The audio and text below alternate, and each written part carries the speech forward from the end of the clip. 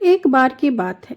एक गांव में कमला नाम की एक औरत रहती थी और उसकी एक छोटी सी बेटी राधा थी। कमला के पति का देहांत पहले ही हो चुका था। कमला कुछ सोच ही रही होती है कि तभी गांव के एक रामू नाम का व्यक्ति उसके पास आता है और पूछता है, बहन कमला क्या हुआ, क्यों उदास हो?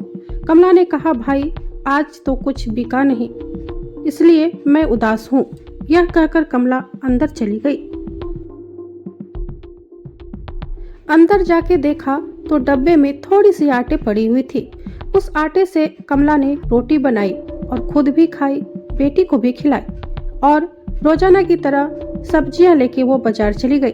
बाजार जाते समय रास्ते में कमला मन ही मन सोचने लगी, काश आज यह सब्जियां बिक जाए, इस पैसे से मैं कल राशन ले आऊंगी।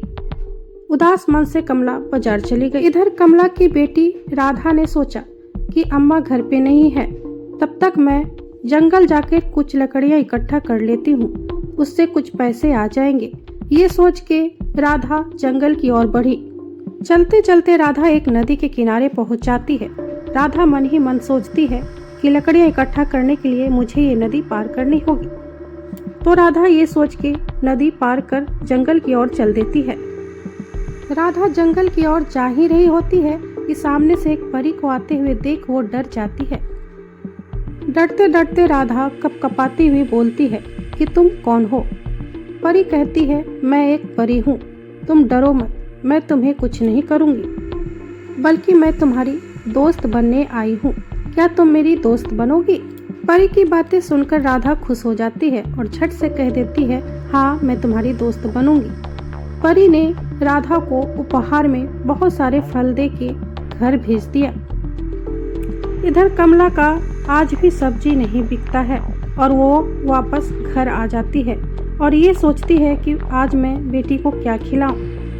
राधा झट से कहती है कि अम्मा आज मुझे एक परी मिली, उसने हमें फल दिया है, वो खाकर हम दोनों सो जाते हैं।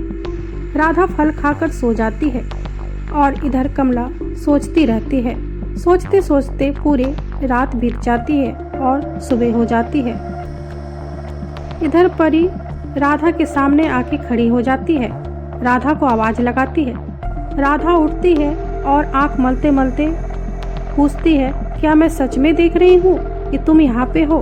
परी कहती है, हाँ मैं सच में यहाँ पे हूँ।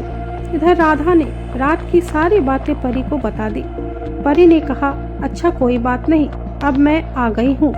इधर कमला सब्जी लेके बाजार जाने के लिए तैयार हो रही होती है और जैसे ही घर के अंदर आती है तो परी को देख के वो चौंक जाती है। परी कहती है, घबराओ मत, मैं राधा की दोस्त हूँ, मैं तुम लोगों की मदद करने आई हूँ। परी ने अपना जादू की छड़ी निकाली और अपने जादू से बहुत सारा धन और अनाज देकर वो वहाँ से चली गई। राधा और कमला ने उस दिन अच्छे से खाना खाया। अब राधा और कमला के पास बहुत सारा धन हो गया। अब वो अपना जीवन खुशी खुशी जीने लगी। तो दोस्तों, कैसी लगी आज की कहानी हमें कमेंट में जरूर बताइएगा और ऐसी ही नई नई कहानी देखने के लिए हमारे चैनल को लाइक सब्सक्राइब कीजिएगा और शेयर जरूर करिएगा। तो मिलते हैं अगली कहानी के साथ। Bye bye.